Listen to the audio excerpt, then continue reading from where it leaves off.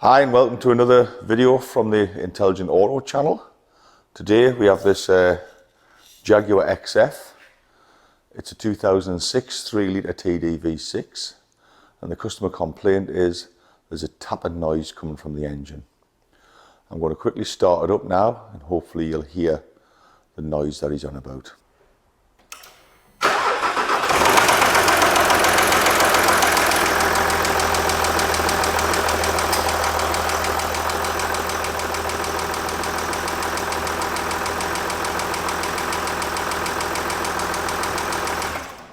I've had the car to several garages already. Nobody yet has given me a definitive answer of what's causing the noise.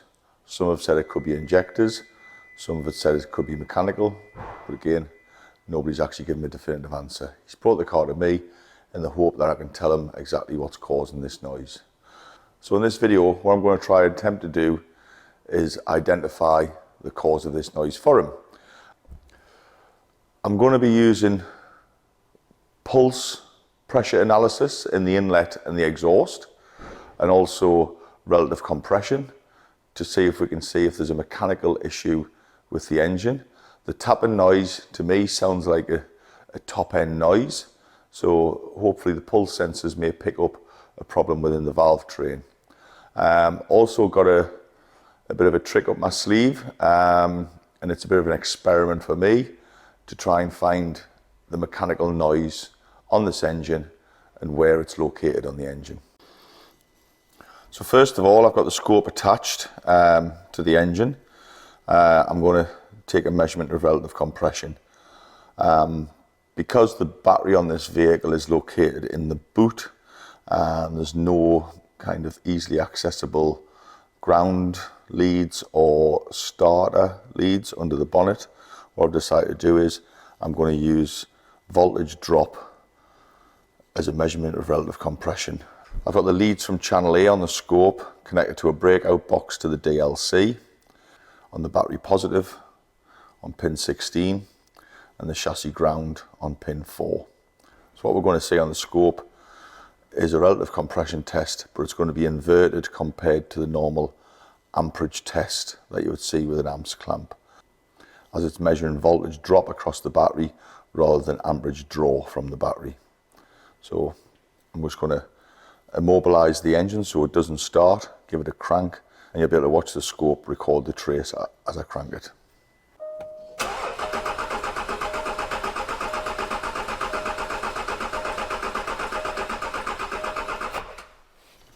So there's our recording. I'm going to quickly zoom in on one section of it.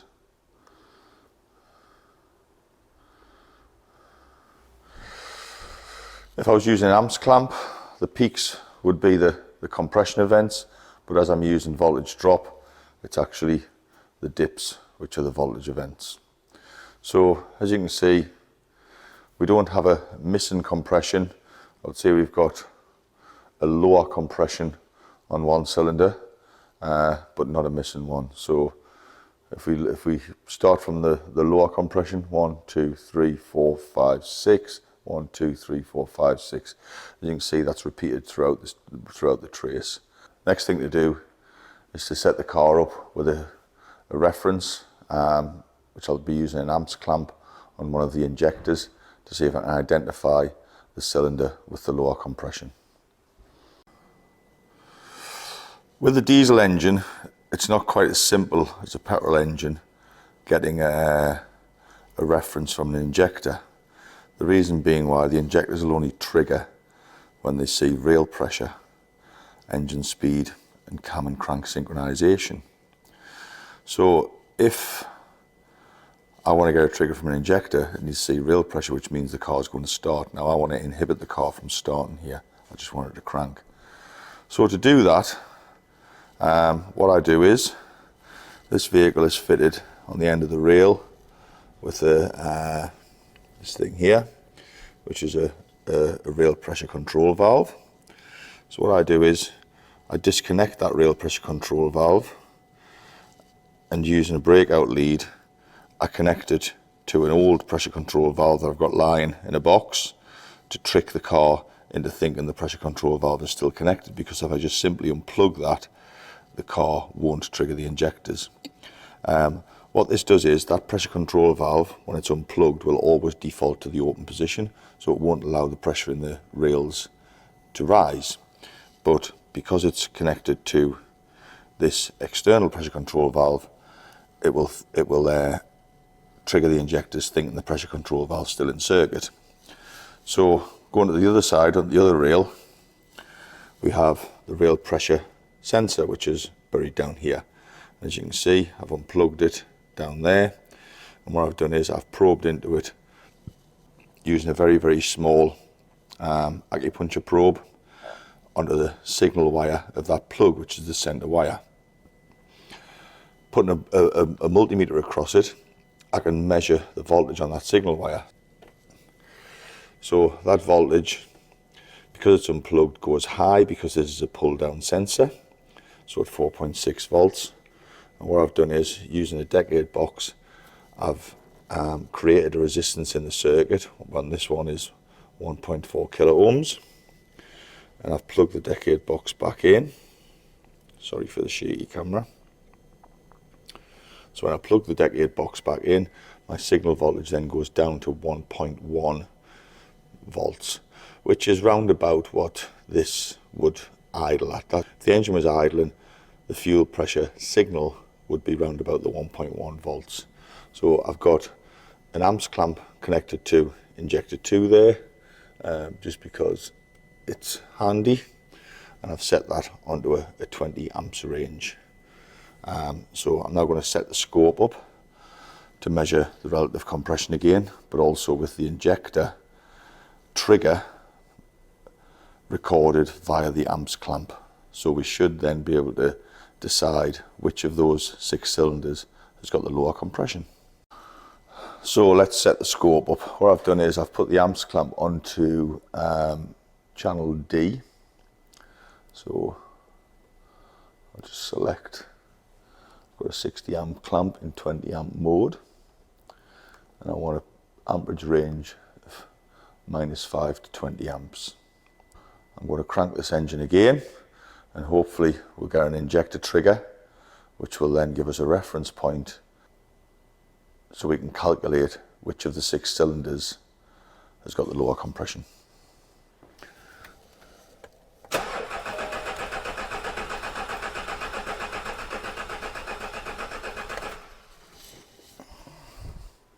And there we go. I'm just going to pause that, and then I'm going to zoom back in, and we'll be able to work it out from fire and order. That's quite easy to work out. Cylinder 2, because the lower compression is lined up with injector 2. That was good luck rather than good judgment, by the way. I didn't expect that. So the fire and order on this car, I'm going to zoom in on one event and bring some rules in.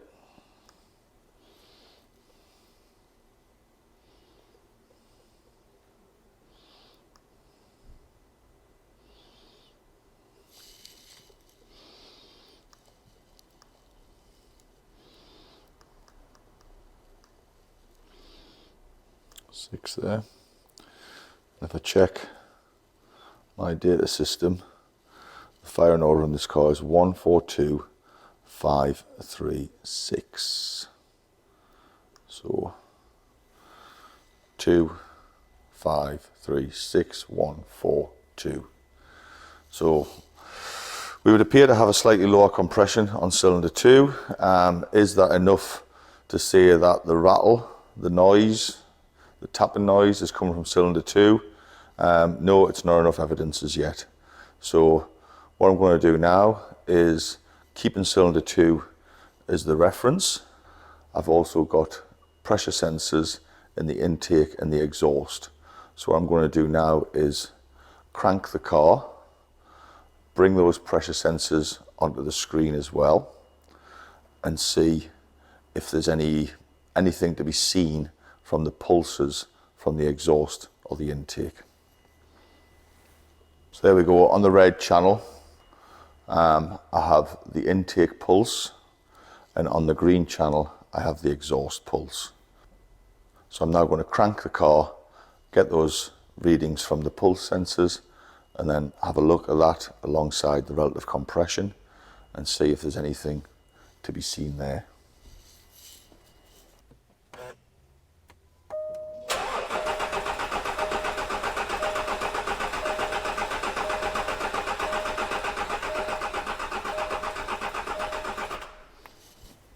There we go again. I'll tidy the screen up a bit and zoom in.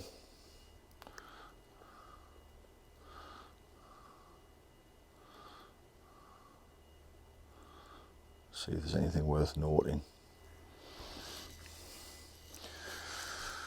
So along the bottom here we've got our injector pulses lining up with that lower compression on cylinder 2. On the top here we have our intake pulses, and the green we have our exhaust pulses. Now the thing is, with pulse analysis on pressure within intakes and exhausts, the thing to look for is uniformity. So as you can see, the intake pulses, there's uniformity there. They're all much of a muchness.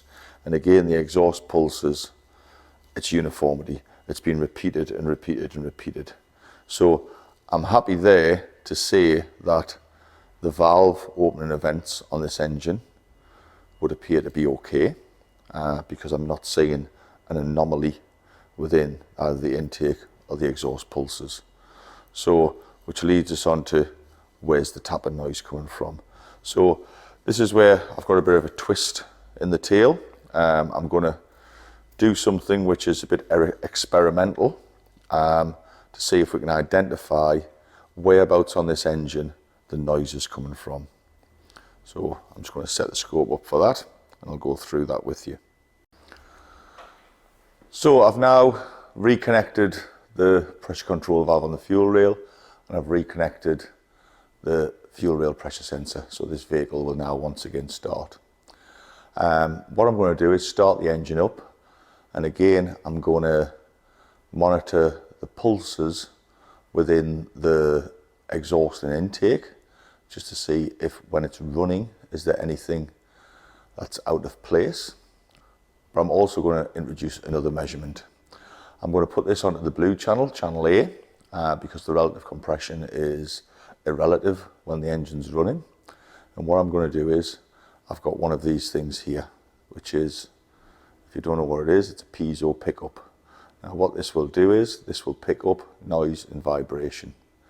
I'm going to place that on top of the engine. I'm going to put it next to injector 2 to start with, because of the compression issue, to see if there's anything recorded from this pickup that may point towards a mechanical issue with cylinder 2.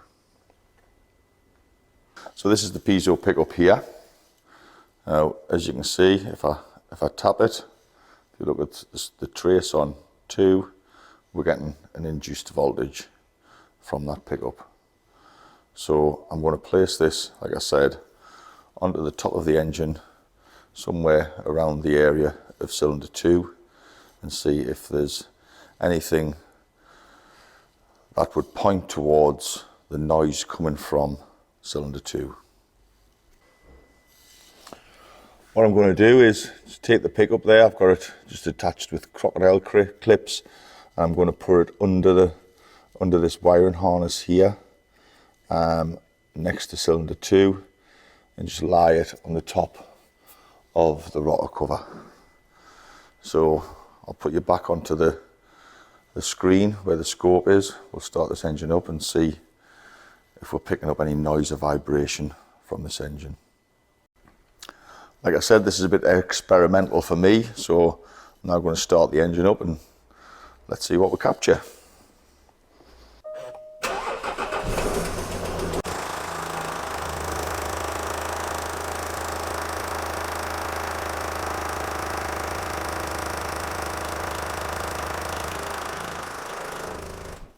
And there we have it. So I think what I'm going to do is I'm just going to reduce the size of the pulses on the red and green channels.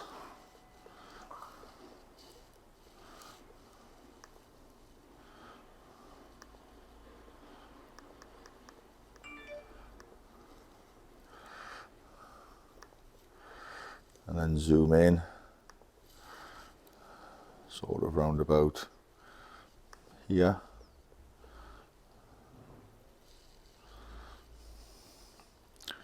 As you can see, the blue channel is quite noisy, so we'll zoom in again and see if there's anything repetitive.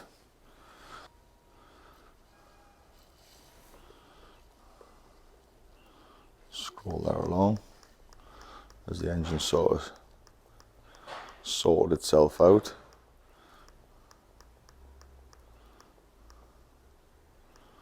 First thing worth noting is the intake and the exhaust pulses are pretty uniform, so I'm happy that I don't think we have a valve train issue here.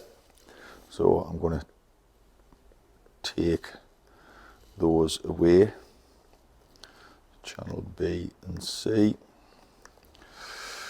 and concentrate on the noise. Let's see, just keep scrolling through this channel, see what's anything being picked up. Like I said, this is experimental for me, so I'm not knowing what I'm going to expect to see here. And there is noise there, so we'll zoom in on there.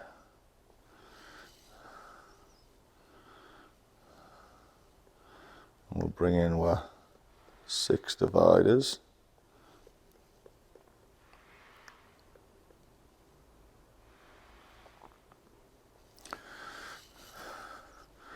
So what are we seeing here? These center 2 here are a bit larger than the rest, shall we say. I think because this engine's cold, I think I might get a bit of heat in it, and when it sort of sorts itself out, record this again. I think the fact that it's a cold engine, it's going to be naturally a bit noisy anyway, so I think that's what I'm going to do.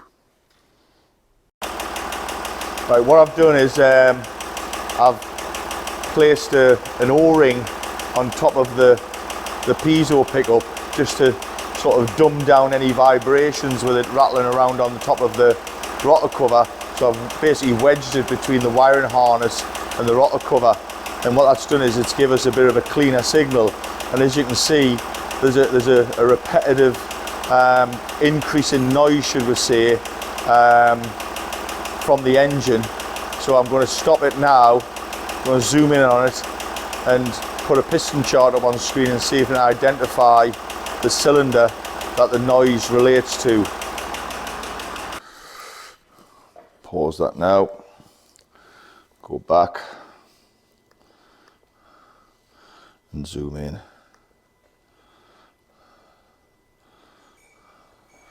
So again, we're seeing that repetitive noise in the same place between each injected trigger.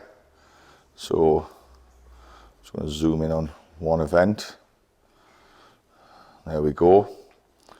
Zoom in again.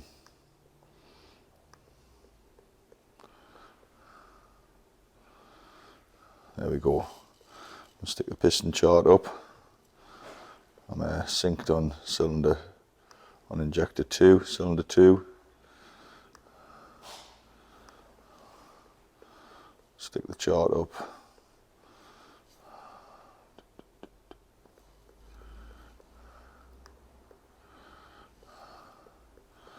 And bring in a rule.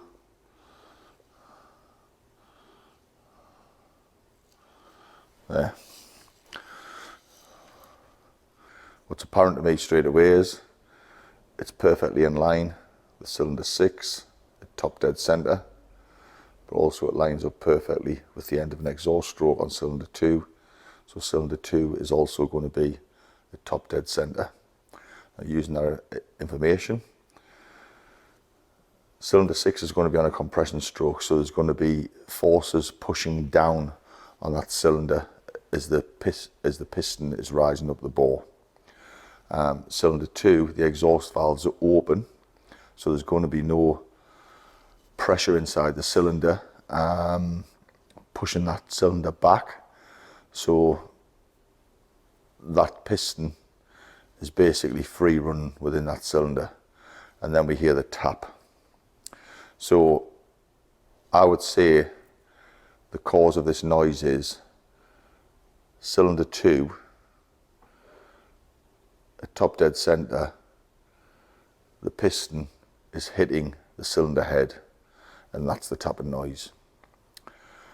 So using that information along with the lower relative compression on cylinder 2, I'm quite happy now to say to the customer that this engine, it's not an injector issue, it's definitely a mechanical noise, and it's up to him whether he wants to investigate any further. But I would say the cylinder head needs to come off on the driver's side bank of this engine to investigate what's going on, or the sump needs to come off and take off the big end bearings. It could be a big end which is spun, so there's actually slop on the bottom of the conrod where the big end meets the crankshaft.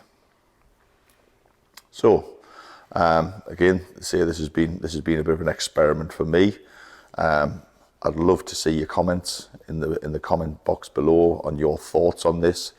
I'm going to use this method and start playing around with this method on different vehicles over the next few weeks to see if I can basically use what's relatively inexpensive, these piezo pickups, which are like literally you buy about 15 for about £5, to identify noises on, could be on engines, could be on transmission, could be on chassis, could be anything. So yeah, hope you took something from this, and thanks for watching. I'm going to speak to this customer and advise them that I think we've got a crankshaft problem, and the noise is coming from cylinder 2. Thanks for watching.